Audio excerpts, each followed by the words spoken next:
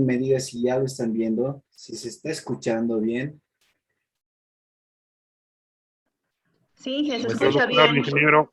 Sí se Ya, escucha bien, listo. Inge. Muchas gracias y Se escucha bienvenidos a perfecto, todos. Inge. Buenas noches a todos. Bien, a ver, creo que ya este es el segundo webinar que ya estamos realizando. En el primer webinar habíamos visto el tema de la elaboración de una zapata de hormigón armado, tal como está aquí. ¿Ya? Ahora lo que vamos a ver es qué es lo que le sigue a una zapata. Bueno, en las clases vamos a ver todo lo respecto a la construcción, sobre todo referido a la obra gruesa en cuanto se refiera a hormigón armado, ¿ya?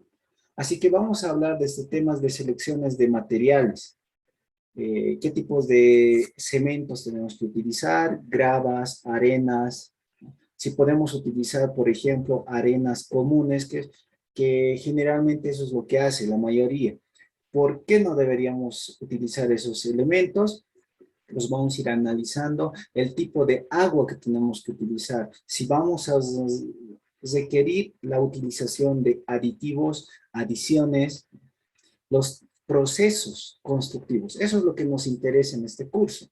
Tales como, por ejemplo, ya les he dicho, vamos a ver el tema de la preparación del terreno, el desbroce, el replanteo, que es un tema muy importante en este caso. A ver, por ejemplo, ¿qué ocurre cuando nosotros hacemos el replanteo? Lo que básicamente hacemos es la colocación de los caballetes. ¿Cuál es el objetivo de la colocación de los caballetes? El poder trazar los ejes del plano que generalmente nos dan en obra. A ver, denme un segundito. Quiero activar esta opción del puntero.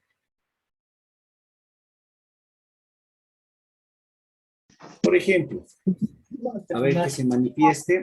Tengo unos planitos en AutoCAD que les quiero mostrar. Y lo que generalmente ocurre en obra es que nos llegan planos como estos, planos estructurales y planos arquitectónicos, que me permitan generar la estructura en sí. Así que el primer paso a realizar es llevar estos ejes. Aquí estamos viendo ejes de replanteo, como ser los verticales, el eje 1, 2, 3, 4, hasta el 10. Ejes horizontales, el A, B, C, D, E, F y G. Así que vamos a ver los procedimientos adecuados para poder llevar esto al terreno, a la obra. Y vamos a ver con muchos, pero muchos ejemplos esto.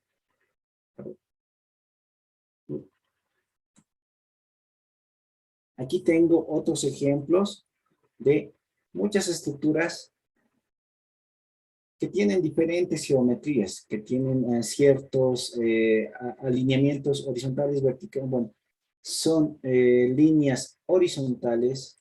Aquí tengo líneas verticales, tengo líneas en diagonal. Nuestro objetivo principal es llevar todos estos ejes, primero, hacia el terreno. ¿Cómo lo hacemos? Con ayuda de caballetes. ¿Qué son estos caballetes? No son nada más que unos pequeños arquitos formados por estacas y un travesaño, en el cual en la parte superior del travesaño colocamos un clavito en el cual nosotros vamos a poder atar un cordel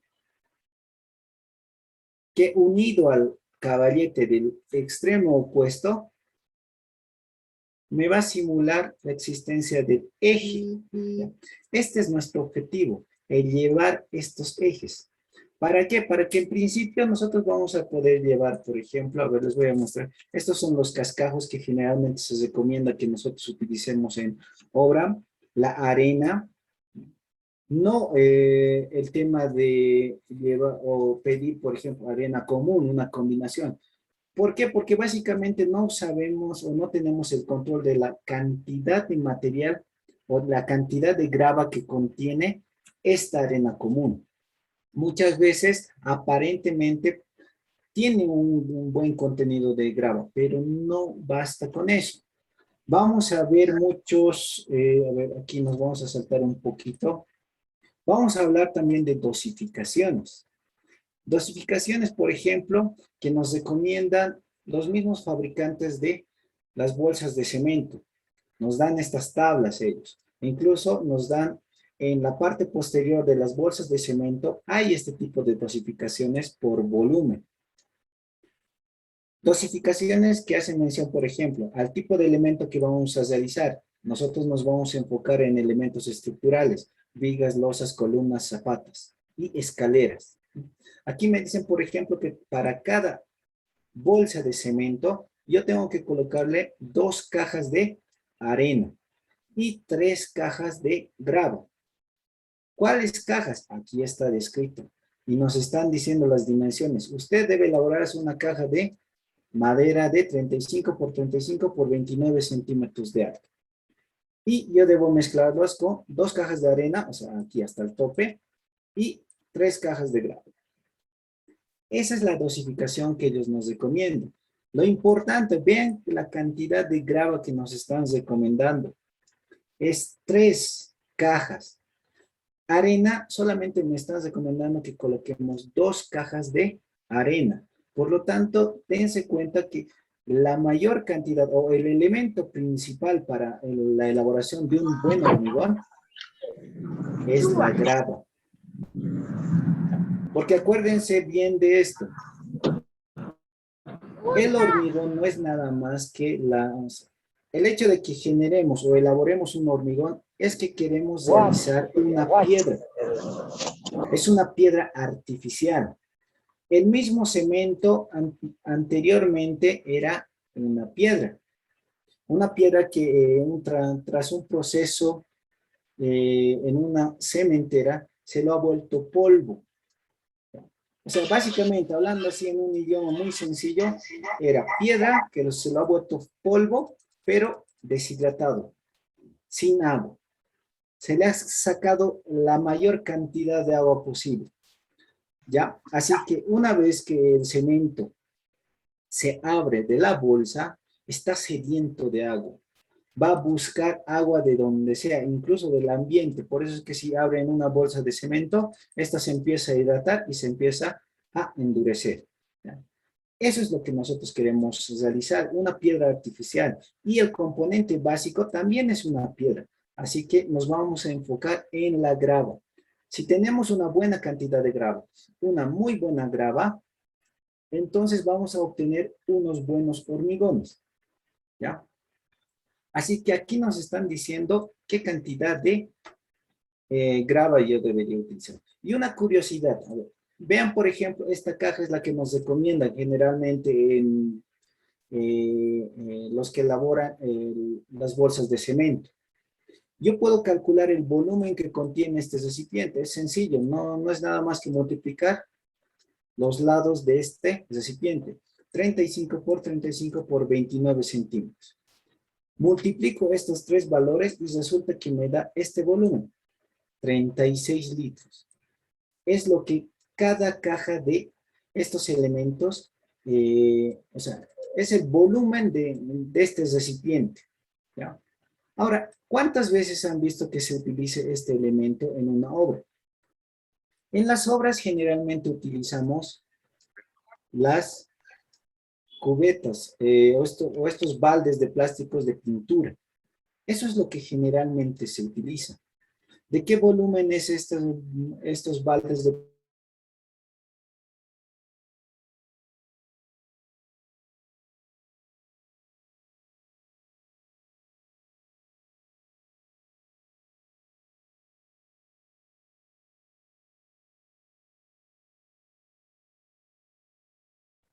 No se escucha.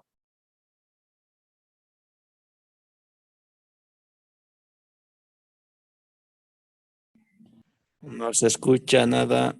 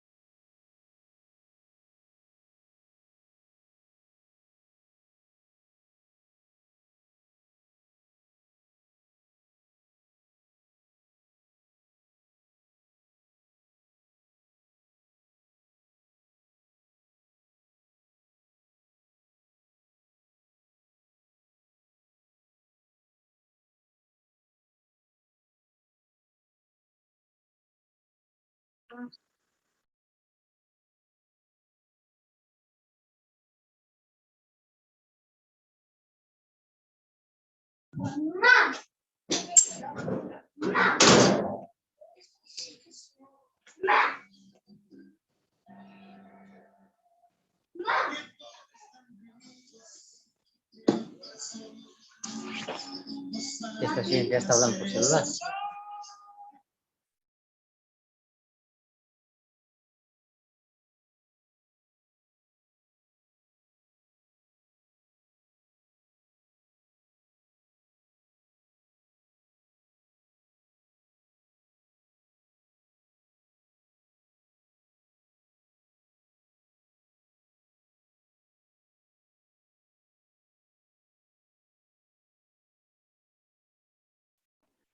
Por favor, esperemos unos 5 minutos, compañeros.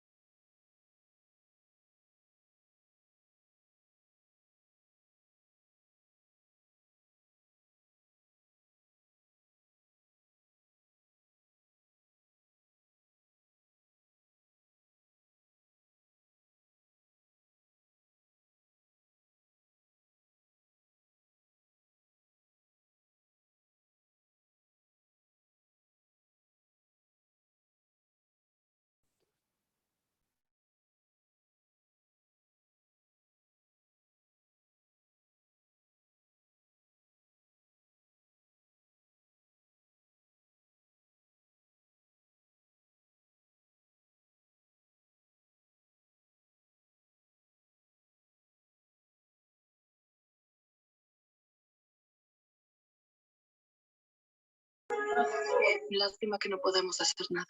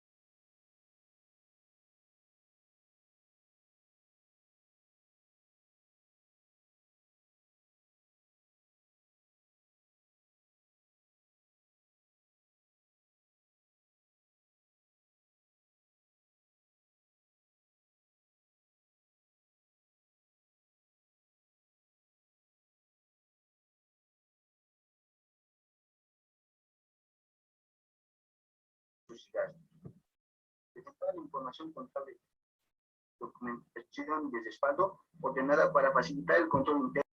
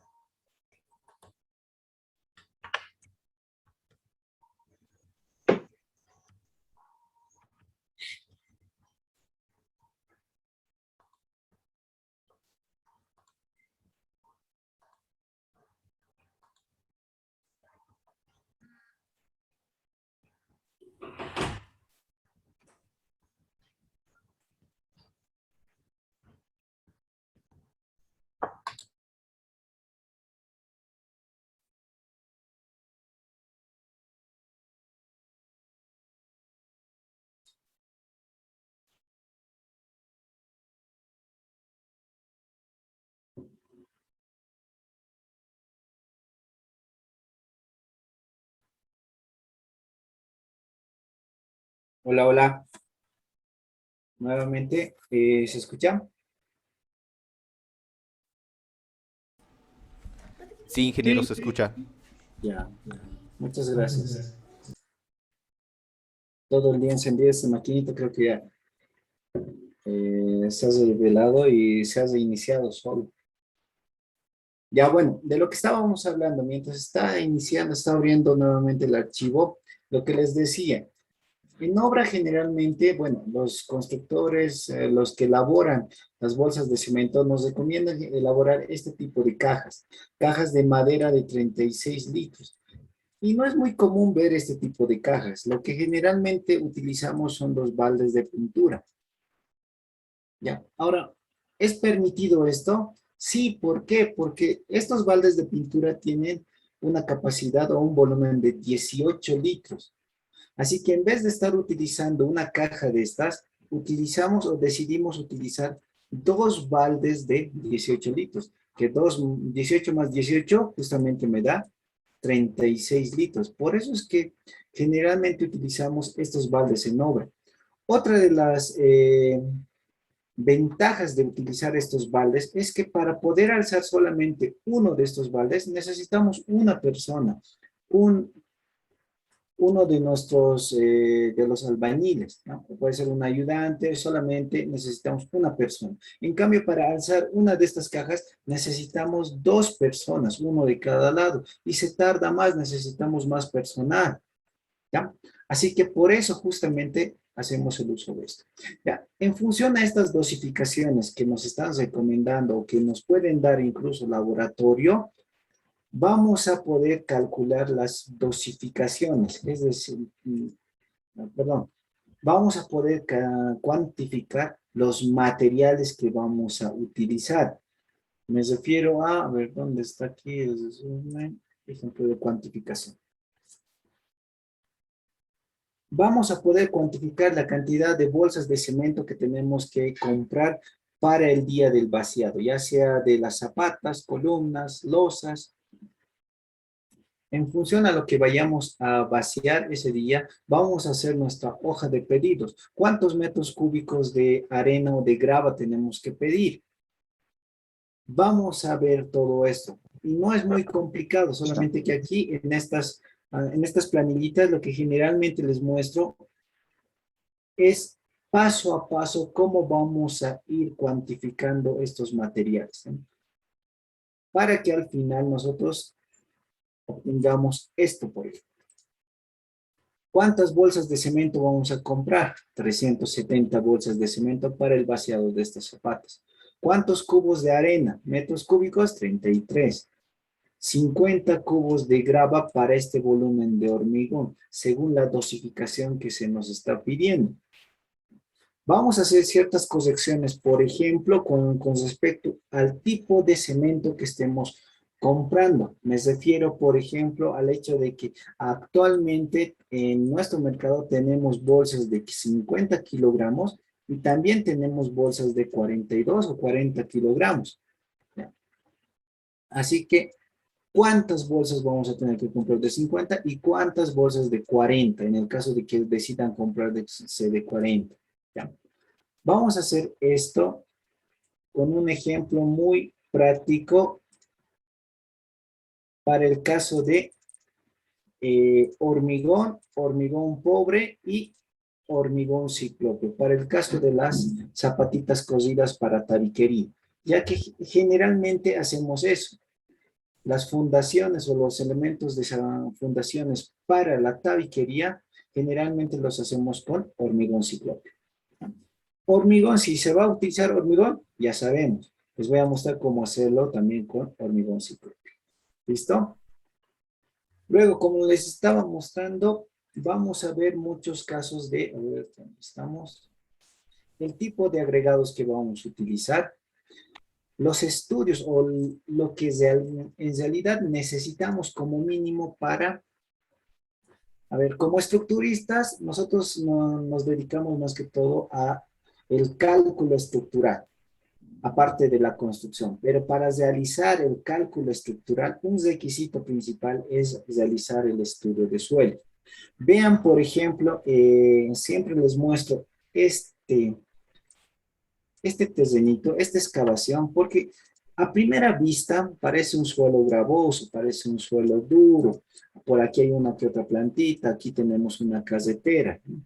Pero una vez que se ha excavado 1 metro o hasta hay un lugar donde a partir de los 50 centímetros ya nos hemos topado con fango. Vean esto.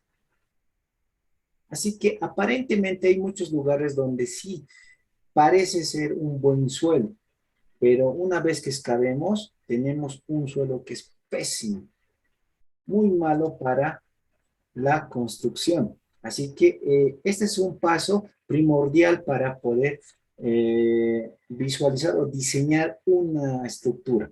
Así que en función, o esto nos va a limitar a una cierta cantidad de pisos, no solo en cuanto al peso, sino también en cuanto al tema monetario, porque en este caso, en este lugar, en esta construcción se ha tenido que sacrificar 2 losas para poder elaborar un recambio de suelo, se ha hecho un terraplenado, una muy buena cimentación, ¿no? Vean que ni siquiera del laboratorio se ha podido acercar y parar en el lugar. Hemos tenido que utilizar las retroexcavadoras, ¿no? Así que en algunos lugares tenemos buenos suelos, en otros tenemos malos suelos. Vean que aquí nosotros tenemos un buen suelo. Vamos a hablar del tema de los replanteados, como ya les había dicho, cómo hacer los caballetes. Un elemento principal que nunca debería faltar en nuestras obras son las galletitas, o lo que comúnmente lo conocemos como galletitas, son los separadores, estos daditos separadores. ¿Cuál es el objetivo que cumplen estos separadores? El de evitar que el acero conozca el exterior. A ver, vamos a ver, por aquí nos vamos a saltar algunos elementos. ¿Dónde tengo?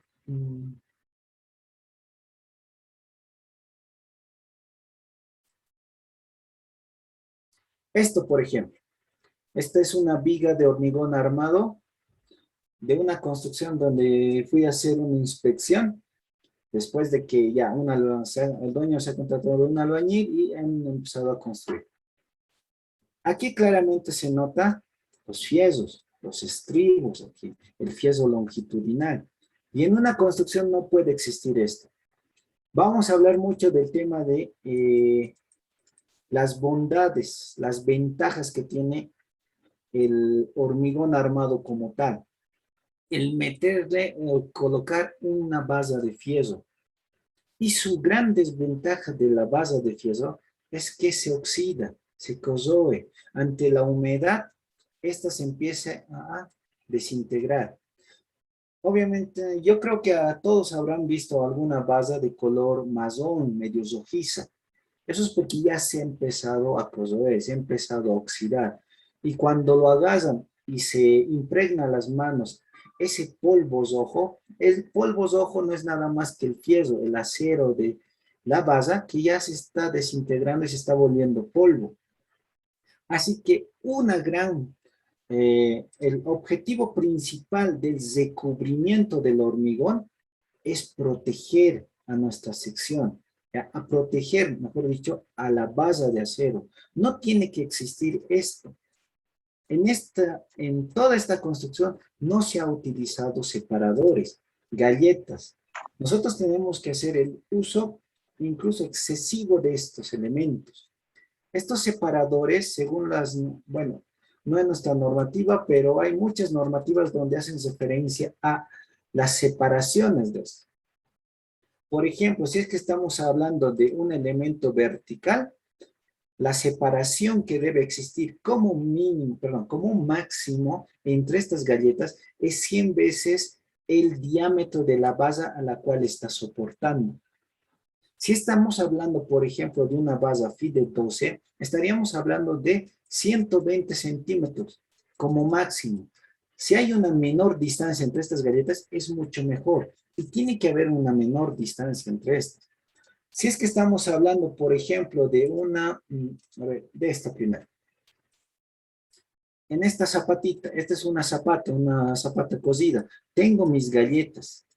En elementos, en basas horizontales, la normativa española me dice que la separación máxima es 50 veces el diámetro de la base que está soportando. Por lo tanto, si mi base en fundaciones, la base más delgada que puedo utilizar es de 12 milímetros, 1.2 centímetros. Lo multiplico por 50 y esto me dice que la separación máxima debería ser de 60 centímetros. Tiene que ser menor a esto. ¿Listo? Esto para garantizar la separación entre la base y el paramento, cualquier paramento del elemento, ya sea un paramento lateral, en la cara lateral, la base o la parte de arriba. Esto es primordial, nunca nos tiene que faltar. Vean, por ejemplo, esta zapatita. En este caso, esto es lo que muchas veces deciden hacer. Solamente hacen las excavaciones de la zapata, hacen un armado de una pequeña pasillita para la zapata y la botan. Y listo, empiezan a hacer el vaciado del hormigón sobre este elemento. Les había dicho, las bases de acero nunca tienen que tener contacto con el exterior. Por lo tanto, esto está muy mal realizado. Es más, según nuestra normativa, debemos realizar el vaciado de una carpeta de nivelación con hormigoncito pobre, cuando estamos en contacto con la tierra. Luego colocamos las galletas y luego procedemos al colocado de estas pasillitas. A ver, hagamos un pequeño repasito aquí. Donde estamos.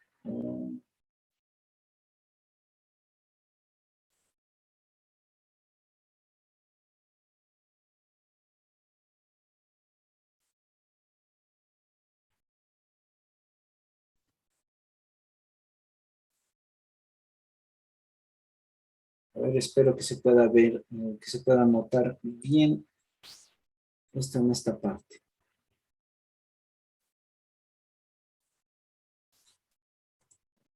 El webinar anterior hemos hablado más que todo de los elementos de fundación. Y aquí estaría el resumen de ese webinar. Vean, primero tenemos que tener, obviamente, las excavaciones. Aquí tenemos ya realizadas las excavaciones, solamente que las paredes laterales para efectos de poder ver todo el elemento lo he ocultado. Así que lo primero que tenemos que realizar es el vaciado de la carpetita de nivelación con un hormigón pobre. Aquí está. Sobre esta vamos a hacer apoyar los daditos de separación. Sobre esa esta planilla que estamos viendo, saber qué es el volumen para no equivocarnos, ¿no? Porque estamos copiando un volumen y no sabemos, porque no lo hemos definido nosotros, que somos Apaguen los que audios, por favor, Hola, hola. están explicando. Apaguen sus audios. Hay un compañero que está con el audio activado. Si tienen alguna consulta para este curso, háganlo, no va a haber ningún problema, o háganlo en el chat o háganlo aquí directamente. ¿Listo? Ya. A ver, ahorita vamos a ver las dudas. Ya. Este es el objetivo, de que la pasilla de refuerzo de nuestra zapata esté elevado. No nunca tiene que estar en contacto ni siquiera con la base de nuestra zapatita, o sea, perdón, con la base, con la carpeta de nivelación de hormigón pobre. Sobre la pasilla de armadura es donde debemos hacer descansar nuestra tose, nuestro armado de la columna. ¿Cuánto debería ser esta distancia del pie de la columna, del armado de la columna? Según muchas normativas nos dicen que mínimamente debería ser 30 centímetros. Eso es muy cierto, pero también hay otro requisito que nos dice que como mínimo estas patitas se tienen que amasar en 3 basas en la parte inferior. En la pasilla tiene que poder amasarse en 3 basas. Por lo tanto, tenemos que cumplir también ese otro requisito. Y cuando las separaciones de mi pasilla son de 20 centímetros, 25 centímetros, ya no cumplimos con los 30 centímetros. Así que tenemos que ponerle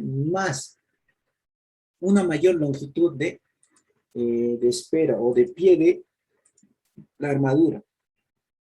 Posterior a esto, procedemos al colocado del encofrado de nuestra zapata, para lo cual necesitamos, obviamente, un tablero, bazotes verticales, horizontales, diagonales, una durmiente y unas estacas, o unos apoyos. Y por último, procedemos al vaciado de la zapata. ¿Ya? Así que, una vez visto esto, lo que nosotros tenemos hasta aquí ya es la zapatita vaciada. Tema importante, ya les había reiterado, les había dicho, es el sacar los ejes. ¿Para qué? Para realizar el replanteo o para ubicar de forma precisa la columna. Por lo tanto, nuevamente vemos que nos agarramos al clavito, extendemos estos hilos que simulan la existencia de nuestros ejes, los ejes que están en el plano. Ahora, vean que incluso está pasando por la mitad del armado de la columna. En algunos casos lo que se recomienda, lo que podemos hacer es mover, desplazar este cordelito una cierta distancia según lo que me especifique el plano. Por ejemplo, ¿qué tal si el plano me dice que desde este eje, vamos a venir aquí, vamos a suponer que podemos sacar estos ejes sin problema. El siguiente paso es ubicar o bajar. Con ayuda de las plomadas físicas, nos acercamos a los ejes y bajamos hasta la parte superior de mi zapato.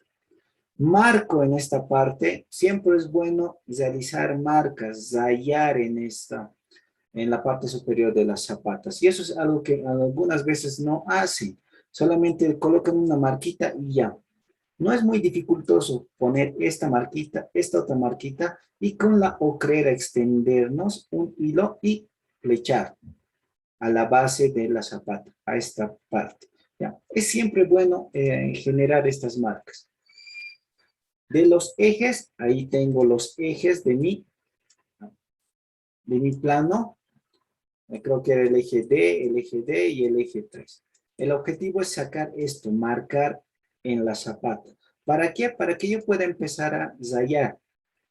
Lo que se recomienda es según lo que me diga el plano. Por ejemplo, en este plano me dice que voy a colocar una zapata de 30 por 60 centímetros.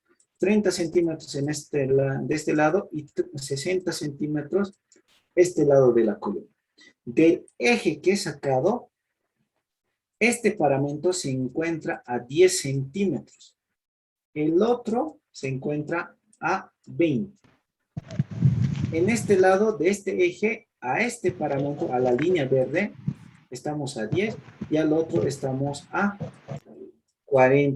50 centímetros. Eso es lo que nos dicen los planos y eso es lo que empezamos a marcar en la parte superior de la zapata.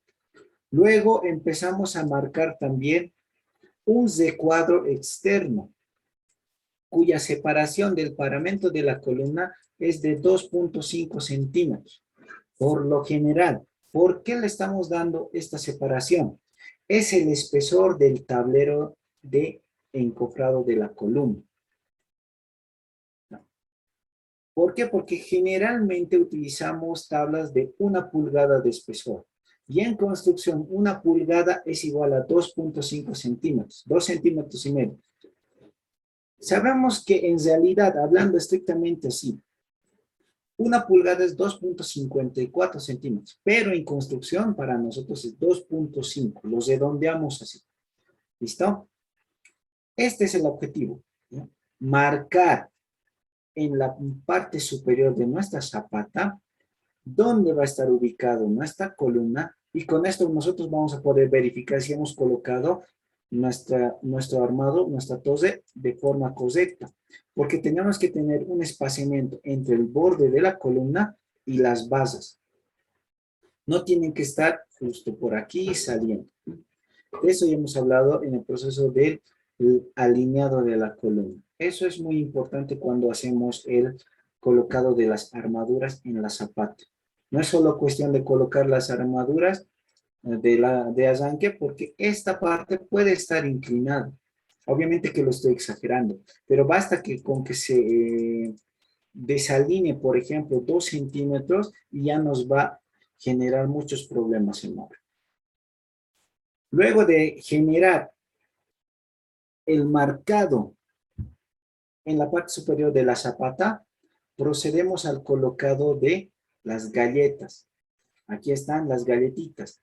Estas galletitas. Aquí están estas galletitas. ¿Ven? Tal como están en las fotografías. Procedemos al colocado de estos separadores. Esto me va a evitar o me va a ayudar a que la armadura no pueda salir o esté separado del encofrado. En todas las direcciones, en todas las caras tienen que colocar estas galletitas, estos separadores, para separar la armadura del encofrado. Y así vamos a garantizar esa separación de la armadura. Posterior a esto, empezamos con el colocado de los durmientes en la base de la columna. Ustedes o todos habrán visto, por ejemplo, que cuando utilizamos encofrados, utilizamos los comúnmente llamados costillas. Básicamente colocamos 4 tableros, uno a cada lado, y cada cierta altura vamos colocando costillitas. Esto con el objetivo de confinar todo el encofrado de la columna, para que esto no se empiece a abrir, porque en su estado semifluido, nuestro hormigón, cuando coloquemos aquí, el hormigón va a empezar a generar un empuje lateral en todas las direcciones, haciendo que va a tratar de abrirse todo el encofrado. Así que, si ocurre esto, ya, nos ayunamos en obra, porque es difícil volver básicamente tendremos que suspender el vaciado, limpiar nuevamente todo, sacar todos los encofrados y volver a hacer todo el trabajo, ¿ya? Así que este sería nuestro primer elemento de confinamiento, el colocar un elemento de confinamiento al inicio de nuestro encofrado. Por lo tanto, para eso nos sirve estas líneas que nosotros hemos replanteado, porque es ahí donde tiene que estar ubicado estas durmientes. Tenemos que colocar 4 durmientes que generen este marco cerrado. Aquí es donde tengo que hacer encajar con mucha precisión mis 4 tableros. ¿Listo? Así que el paso posterior al colocado de las durmientes es el colocado de los tableros laterales, estos tableritos laterales, que en un inicio solamente se tiene que colocar 3 tableros laterales, no 4 tableros laterales, como idealmente tal vez podemos pensar, porque si armamos los 4 tableros, armamos el cajón directo, ¿cómo lo vamos a poner aquí? El trabajo tendría que ser llevarlo aquí por encima y como manga de chompa empezar a colocarlo aquí. Pero es un proceso prácticamente imposible, es muy difícil de realizar este proceso, ¿no? Entonces, ¿qué es lo que hacemos? Solamente armamos una C, 3 tableros, los cuales una vez que estén preparados, los hacemos encajar justamente ahí, donde deberían. ¿Ven? Entre la línea azul y la línea verde. 2,5 centímetros. Y cabalito tiene que entrar esto. Ahora, para poder utilizar estos tableros, a veces como por ejemplo, estamos hablando de que esta cara va a tener 30 centímetros, esta otra cara va a tener 60 centímetros. Lo ideal sería tener un tablero de una sola pieza, pero generalmente no conseguimos eso. Para ahora generalmente tenemos tablas de 15 centímetros de ancho, de 20, 25 y 30 centímetros de ancho. Entonces, por lo cual, para tener un tablero de 60 centímetros de largo, tengo que llegar a unir varias tablas de 1 pulgada. Y para generar estas tablas, yo tengo que ayudarme de estos bazotes, de estas horquetas, ¿eh? Que en realidad para generar tableros, lo que generalmente hacemos es utilizar unos pequeños bazotes. por lo menos de 2 por 3 pulgadas o de 3 por 3 pulgadas, que los vamos ubicando cada cierta distancia. Por lo menos tendría que estar como mínimo cada 50 centímetros. Estos bazotes los clavamos y ya tenemos un tablero. Actualmente ya están utilizando no solamente estas tablas de madera, también están utilizando tableros fenólicos de melamina, así que estos espesores pueden ir variando, no siempre va a ser 2.5 centímetros. Hay un compañero que tiene el micrófono habilitado. Apaguen audios, por favor. Ya, ahora sí. En este caso, para no estar colocando, llenando de bazotes este tablero, entonces utilizamos las mismas horquetas. Estas son horquetas que nos van a ayudar a que nosotros podamos generar las costillitas, las están llamadas costillas, ¿ya? Los elementos de confinamiento. ¿Ya? Así que voy a tener que realizar estos 3 primeros tableros. En realidad 4 tableros, pero estos 3 los voy a amasar y los voy a ir colocando aquí, en esta configuración. Luego, procedemos al colocado de la cuarta cara. Ahí está. Tal como debería estar en su posición. Y listo. El siguiente paso, a ver, vamos a ver el amasado. ¿Cómo tenemos que elaborar estos elementos de confinamiento? Esto lo voy a anclar ahí. Y vamos a ver lo siguiente. Tenemos estos 4 tableros unidos, lado con lado, y solamente tengo estas horquetas. Tengo que llegar a adiestrarlos utilizando, haciendo o apoyándome de estas diostras. Estas tablitas delgaditas que estoy ocultando y haciendo aparecer son las tablitas llamadas como diostras. Este conjunto entre esta horqueta y estas 2 diostras, bueno, en realidad va a haber 4 diostras y 2 horquetas, me generan el elemento de confinamiento. Ahora, ¿cómo hago que esto funcione? Utilizando alambres de alambre de amarre de construcción. Lo que generalmente se recomienda es que hagamos este 8, este símbolo de infinito. Lo amasemos, por ejemplo, aquí con tenacita y hagamos palanca con tenaza para poder pesarlo. Lo mismo en el otro extremo, para que abracen a estas 2 horquetas. ¿Cuál es el objetivo? De que a esta horqueta lo jalemos a este lado y esta horqueta hacia el interior, haciendo que toda esta horqueta aplaste al cuerpo del tablero, de la columna. Ese es el objetivo. Una vez que esté muy bien pesada, recién colocamos los clavos de las diostras hacia la horqueta. Así es como deberíamos aferrar. Y una recomendación siempre es de que esta posición de, aquí tengo por ejemplo, en este sentido las horquetas y las diostras en esta dirección, para el siguiente elemento de confinamiento, esto debe cambiar. Las horquetas ya van en este sentido y las diostras en este otro sentido. El opuesto a esto. Y así es como realizo este trabajo para todos los elementos de confinamiento. ¿Ya? Tenemos, por ejemplo, ya armado el encofrado de la columna. Ya está muy bien ajustado en la base y cada una de estas columnas, de estas costillitas.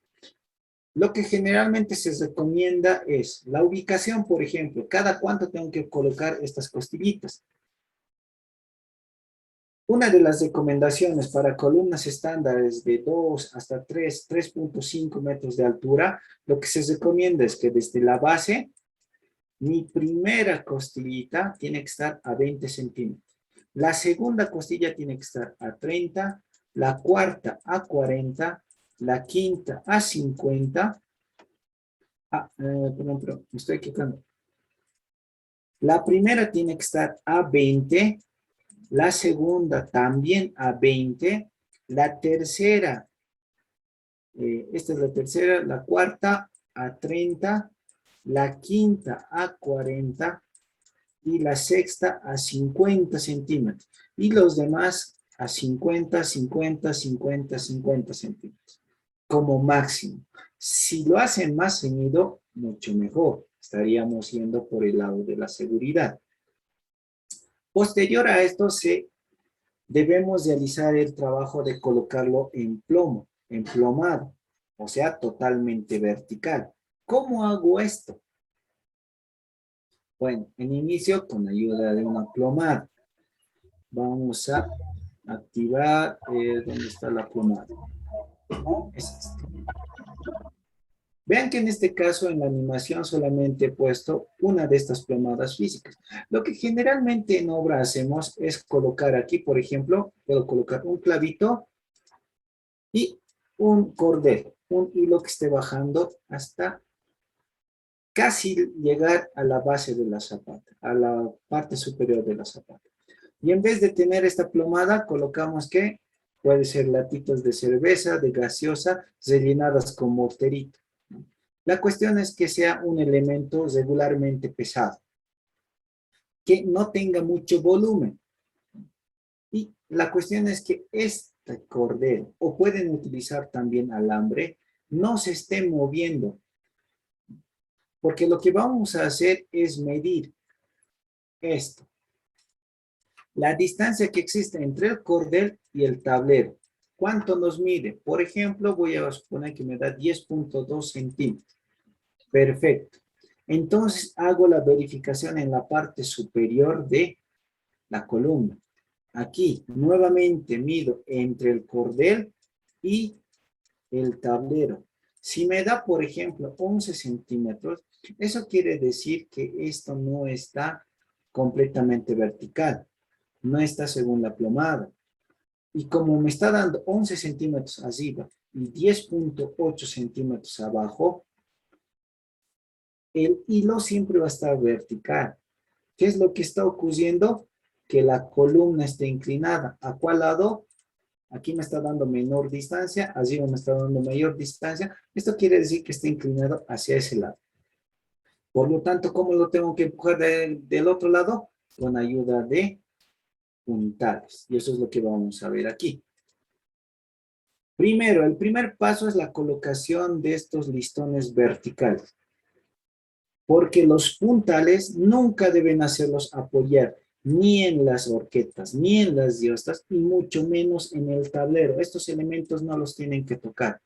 Colocamos estos puntales aquí, a cada lado del encofrado, para que nosotros podamos hacer apoyar en estos elementos esta serie de puntales.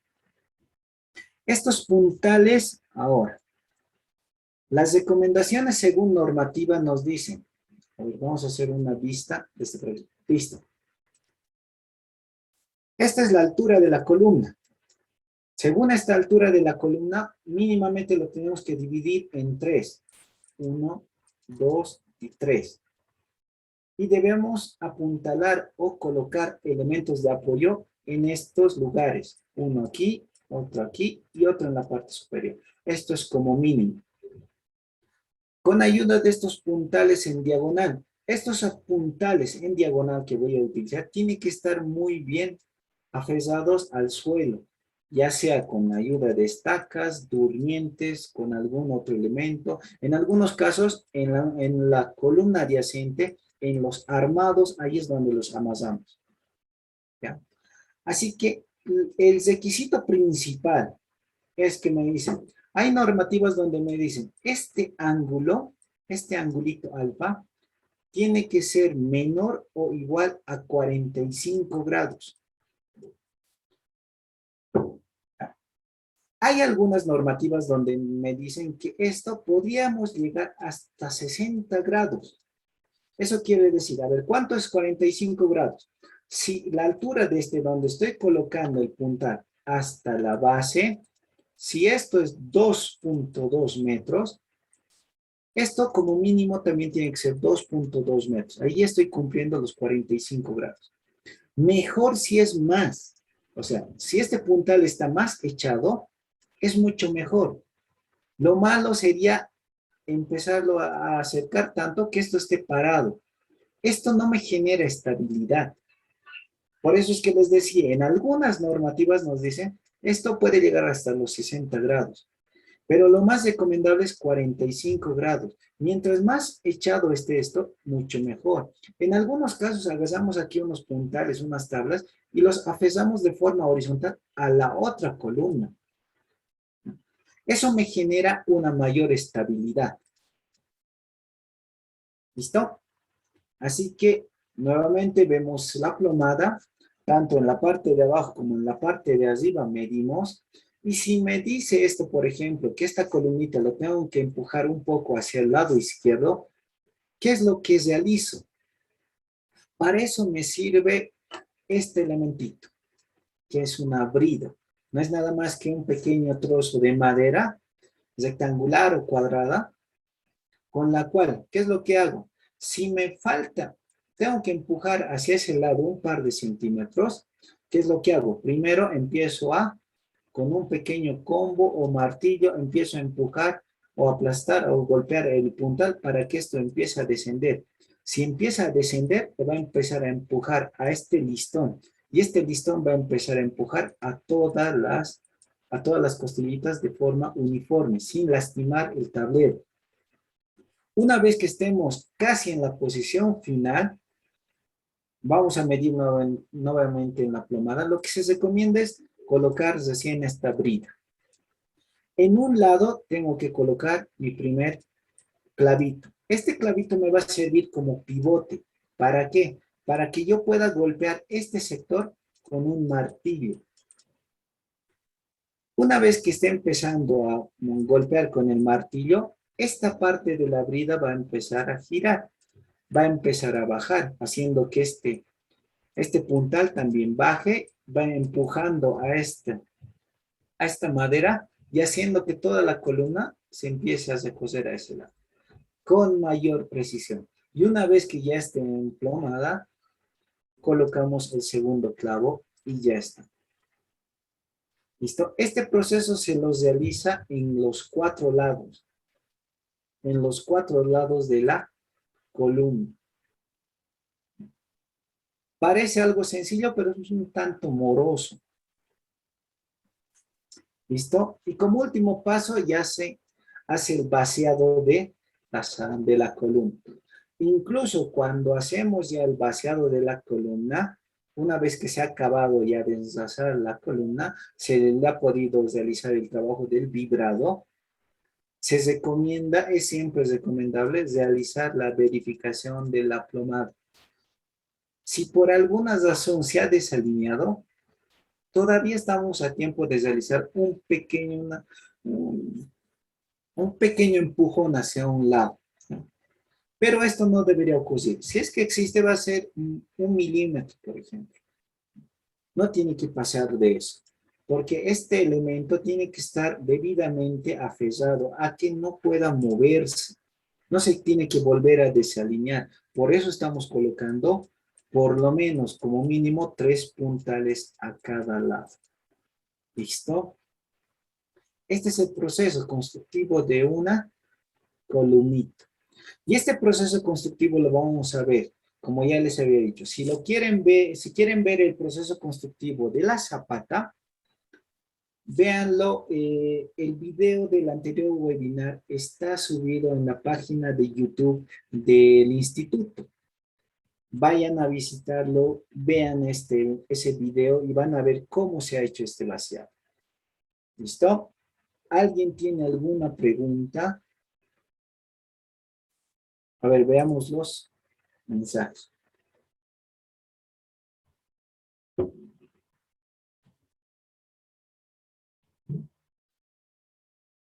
Ya. No quieren hacer muchas veces estudios de suelos, eso es muy cierto, pero es necesario. El estudio de suelos en realidad no cuesta mucho. Muchas personas tienen el miedo de que sí cuesta mucho, ¿ya? Hacer, por ejemplo, estos pocitos, los que les estaba mostrando en las imágenes, lo más costoso de hacer estos pozos es realizar el mismo pozo. Hay muchos laboratorios actualmente que incluso por venir a hacer el ensayo del SPT, te cobran entre 200 a 250 bolivianos por pozo y te entregan una planillita donde te dicen la tensión admisible del suelo. Y listo. Si se quiere hacer un muro de contención, ya se pide otro tipo de estudios. Por ejemplo, el de corte. Y el de corte directo está a 250 bolivianos por muestra. Ahora, si es que ustedes para una construcción necesitan sí o sí, por ejemplo, el informe geotécnico, ahí ya el valor sí se incrementa hasta 2.000, 3.000 bolivianos, dependiendo el lugar, por ejemplo, si es una zona de riesgo, si es que estamos en talud, etc. Pero el punto de partida para conocer la dimensión de la zapata, por lo menos para saber en qué tipo de terreno estamos, el primer ensayo que se debe pedir es el SPT. Y como les digo, no cuesta mucho. ¿Cuánto cuesta la elaboración o la construcción de una casa? A comparación de los 250 o de los 500 bolivianos que les van a pedir. No es mucho. Por eso es que siempre se recomienda realizar estudios de suelo. A ver, en la construcción que no llevan las vigas, por ejemplo, las vigas que rodean la losa de un edificio se llamaría vigas de entrepiso o vigas de amarre. En fundaciones se llamarían vigas de amarre o vigas de arrastramiento. Bueno, las vigas en fundaciones hay dos tipos de vigas. Hay las vigas de equilibrio o solamente las vigas de atado. Tenemos que ver de cuál de estas estaríamos hablando, porque las vigas de atado, su única función es las de atar las columnas. Las vigas de equilibrio es de eliminar los momentos flectores que llegan a las fundaciones, haciendo que incluso las zapatas sean más pequeñas. A ver, por ejemplo, si es que tenemos un nivel de fundación, tenemos el piso y tenemos la siguiente losa hasta aquí. Vamos a tener una columna. ¿Qué tal si estamos colocando nuestras zapatas a 2 metros? Y la primera losa, en algunos casos, quieren colocar las a 420, 360. Vamos a suponer que estamos colocando a 420. Por lo tanto, mi columna tiene una altura de 6 metros con 20 centímetros. Es una columna muy alta. Esto, el momentito que llega aquí, lo hemos dado. El momento que llega, se llega a disparar. Mientras más profunda sea, más larga sea la columna, este momento se incrementa. Entonces, ¿qué hago? Este momento va a hacer que mi zapata zote.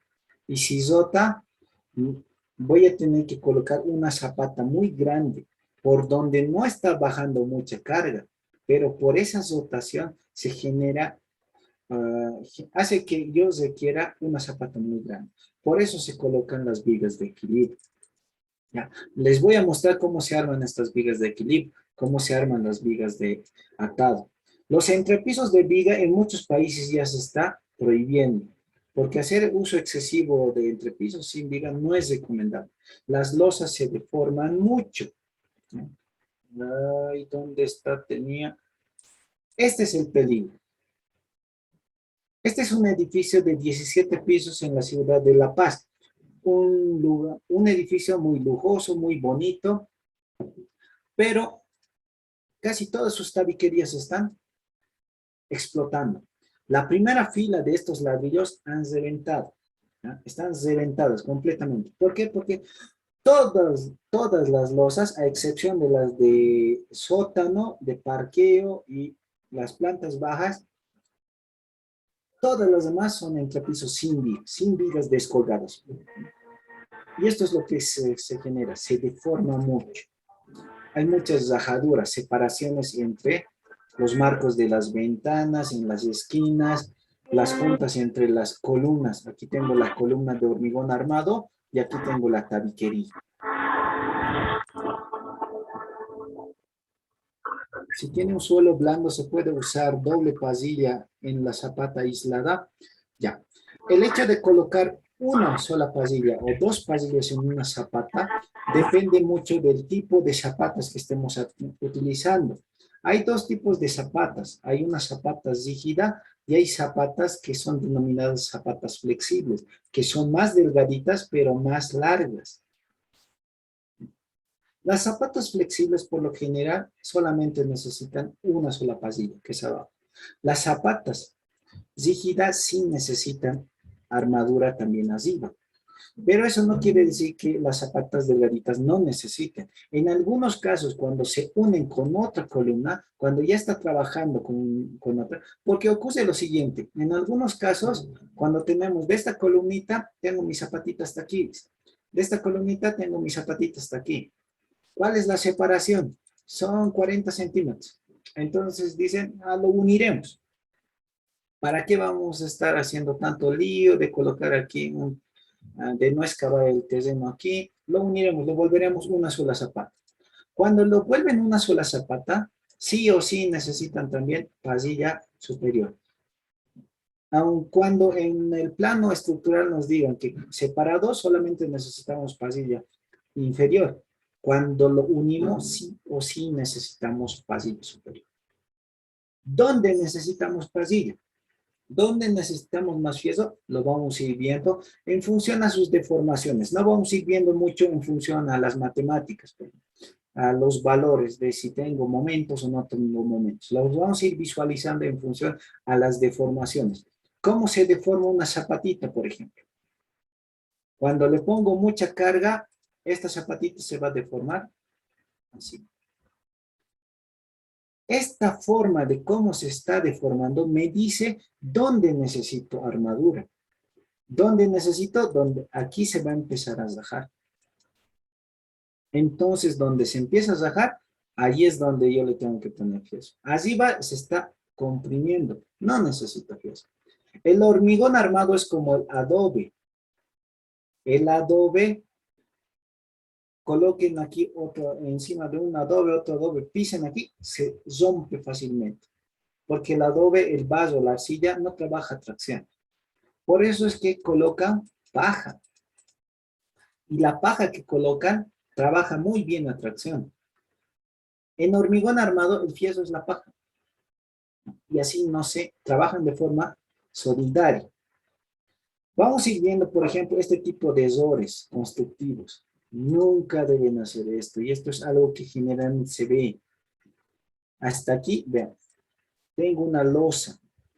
La viga que viene aquí tiene esta altura. Tiene 40 centímetros de alto. Pero una vez que tengo aquí este vacío, la viga lo acortan y le dan solamente 20 centímetros. Esta viga tiene que llegar hasta la columna como 40 centímetros. Si hacen este achique, en vano han colocado aquí fierro arriba. En vano lo han puesto hormigón en esta parte. Esos son errorcitos constructivos. Vean en esta casita. Esto nunca deberían hacerlo. Luego, vean por ejemplo estos errores. Aquí en esta casita hemos encontrado varios errores. Vamos a hablar de longitudes de empalme. Esto que he medido es 8 centímetros. Este es 10 centímetros, 15 centímetros. Según la normativa, el empalme para las columnas, bueno, según la normativa que vayamos a consultar, va variando. Hay algunas recomendaciones que nos dice 35 veces el diámetro de la base. Incluso una de estas dos son basitas de 10 milímetros. Eso está prohibido según nuestra normativa.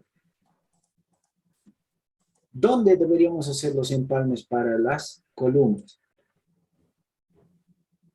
Vean esto. A ver, este error. El maestro ha hecho de esta columna hasta aquí. Ha hecho el armado de esta viga de apoyo. Los fierros se le han quedado afuera y ha continuado la siguiente columna con esta misma dimensión. Visto desde un costado, ha hecho esto. El fierrito está así. Este fiecito ya está decorado, porque no está transmitiendo todos los esfuerzos. ¿A qué? Al vacío. Nunca deben hacer esto. Y luego todavía se ha dado el trabajo de ir camuflándolo. Lo ha tapado con otro hormigoncito. No importa, esto ya no sirve. Esto ya no sirve, esto no se puede hacer. Otro error que vemos en esta fotografía es esto. El casetón. El aligerante, según nuestras normativas, tiene que ir separado de esta cara de la viga a 5 centímetros. 5 centímetros de esta cara. Y recién tiene que estar el aligerante. No puede estar pegado a la viga. Y mucho menos en obra, ¿qué es lo que he visto? Lo empujan tanto que llega al estribo. Este es el estribo de la viga. Y el casetón lo empujan. Y eso nunca se debe hacer. Nunca debe tocar el casetón a los fierros. ¿Listo?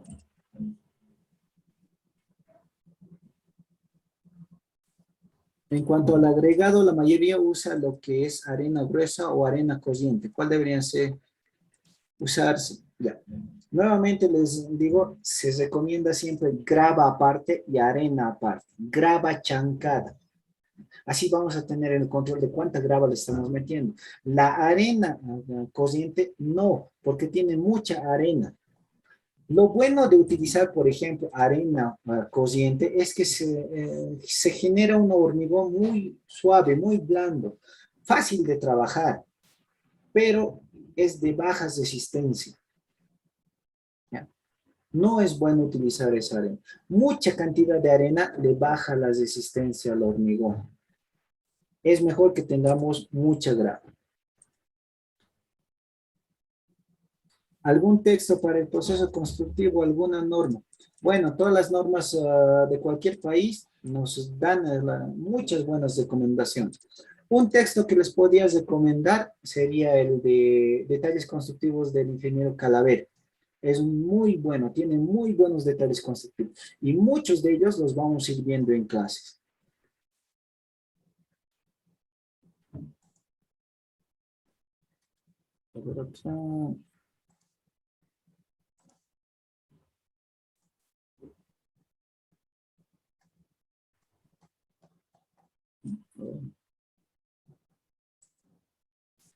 Los videos de YouTube deberían, creo que lo han subido en 2 videos, ¿no? Estudio de suelos, incluso dependiendo de la ubicación de la construcción, hay algunos que incluso para una sola planta es necesario hacer el estudio de suelos. Tenemos suelos muy malos, por ejemplo, aquí en La Paz, por el lado de Achocalla, Mariaza, Mariacilla, son suelos muy malos. En el Alto también hay muchos lugares donde anteriormente habían quebradas de río, ahora están totalmente urbanizadas, no se nota. Pero esas quebradas de los ríos, lechos de río que eran anteriormente, tienen una mala capacidad portante del suelo. Por lo tanto, ahí, aunque te hagas 2 pisos, 3 pisos, ya se empieza a rajar la casa.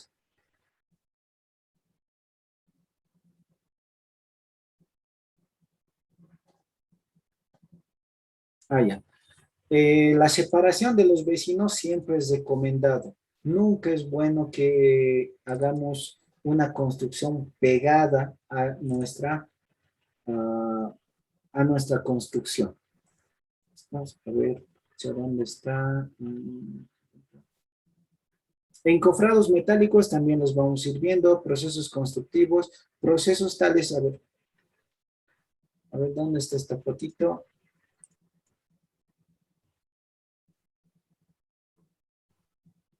Ya, esto. ¿Por qué ha hecho esto el maestro?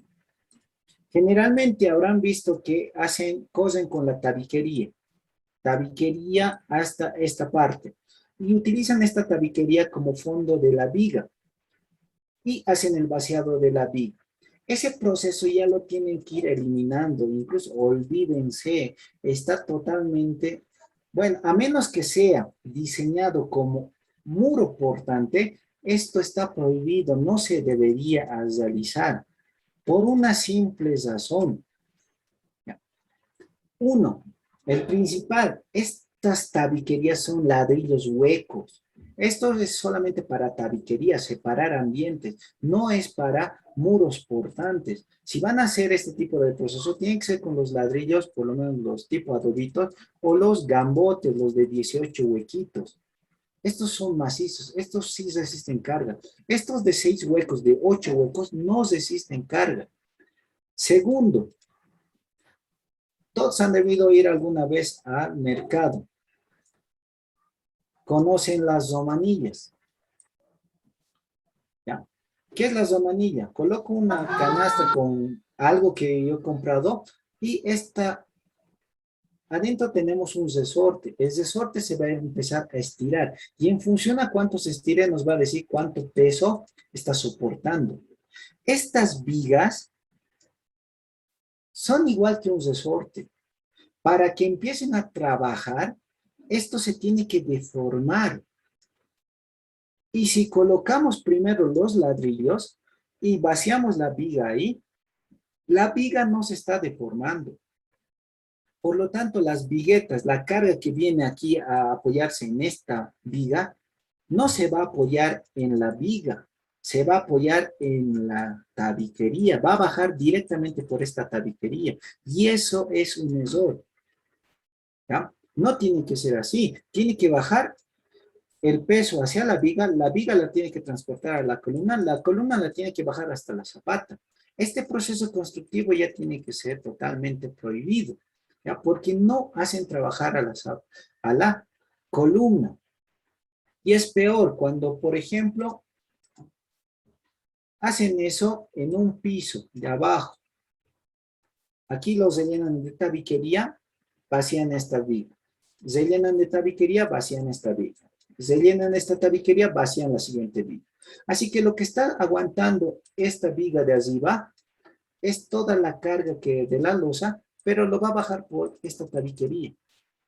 Y va a llegar a esta viga. Y va a descender nuevamente por esta tabiquería. Y aquí lo mismo, va a descender por esta tabiquería. Así que esta tabiquería de aquí abajo va a aguantar 1, 2, 3, 4 pisos. Entonces, esta tabiquería va a empezar a reventarse, va a empezar a explotar. O si en algún caso el dueño del piso de abajo, de aquí, decide abrir aquí una puerta o quiere abrir este ambiente, dice, botemos esto, esta tabiquería lo pica. En ese momento, esta viga que nunca se había deformado, recién se va a deformar.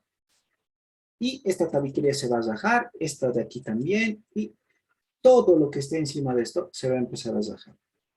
Y es posible que esta viga ya colapse por el exceso de peso. ¿Listo?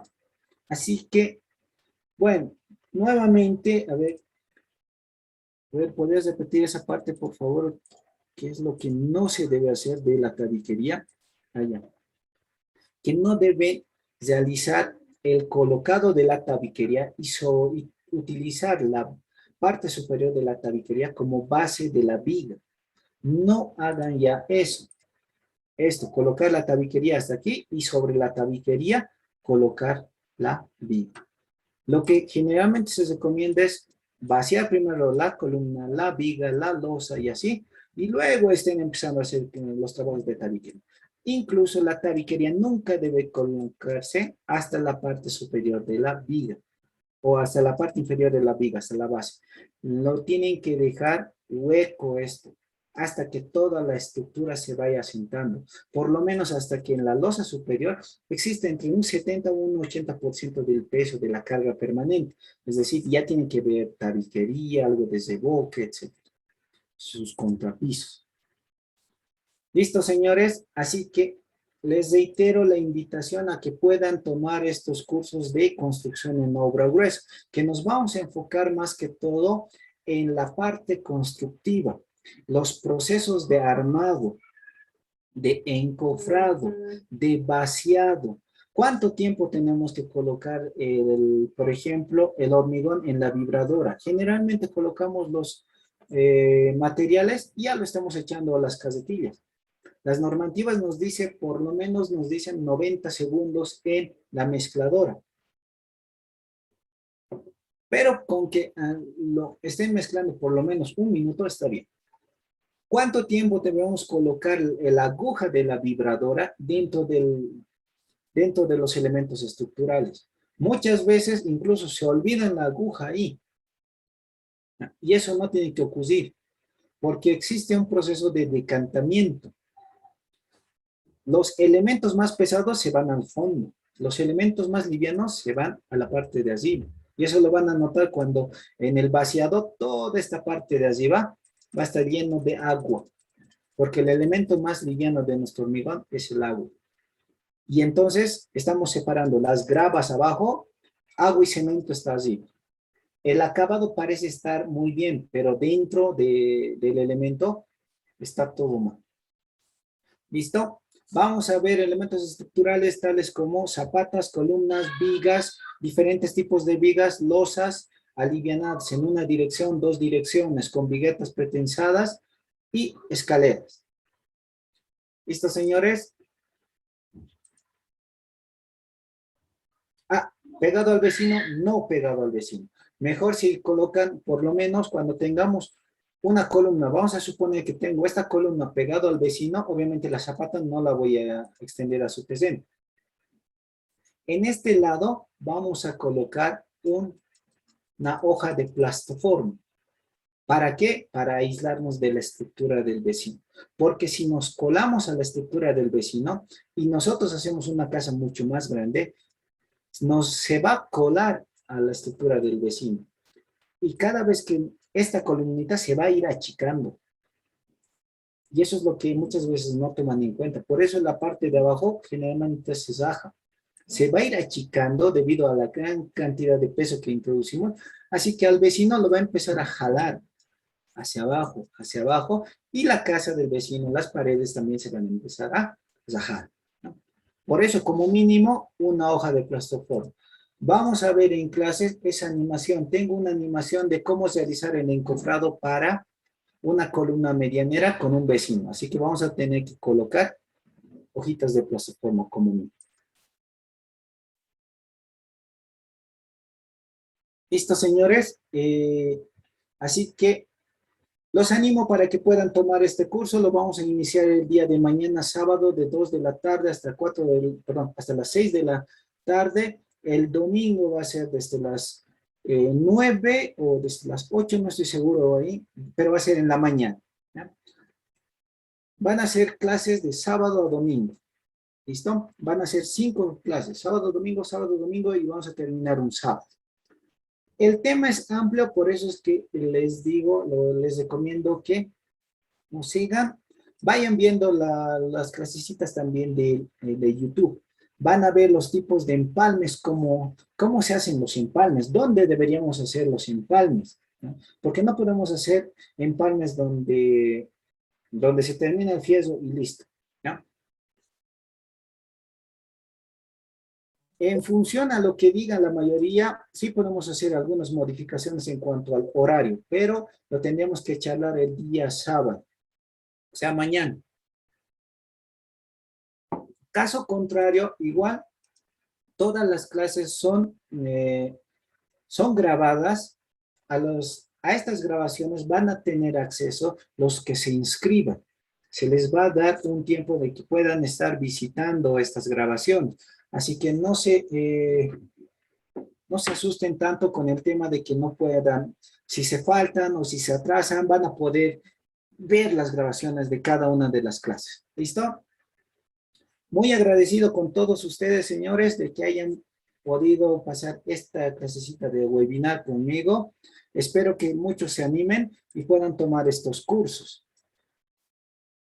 Listo, hasta otra oportunidad, porque yo creo que vamos a seguir dando estas clasecitas de webinar, así de gratis, y porque también es un modo como para poder ir viendo temas también interesantes. Hay a veces algunos aportes muy buenos que después los vamos viendo igual en clases. Van a ver, hay aportes de videos que nos han mandado, hay fotografías con ciertas irregularidades en construcción que muchas veces piensan que está bien porque muchas veces se lo ha hecho y no es el caso.